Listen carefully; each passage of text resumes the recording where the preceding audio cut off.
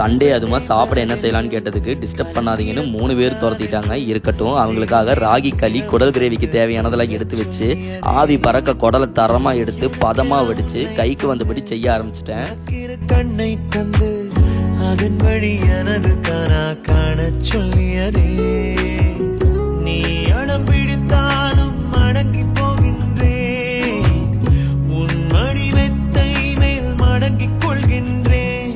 தனத்தாரண தரணம் தம் தனத்தாரண தரணம் தம் தனத்தாரண தரணம் தம் தனத்தாரண தரணம் தம்.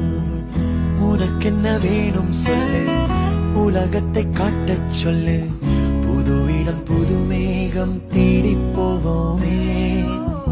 பிடித்ததை வாங்கச் சொல்லு, வெறுப்பதை நீங்கச் சொல்லு, புது வெள்ளம் புது ஆறு நீந்தி பார்ப்போமே.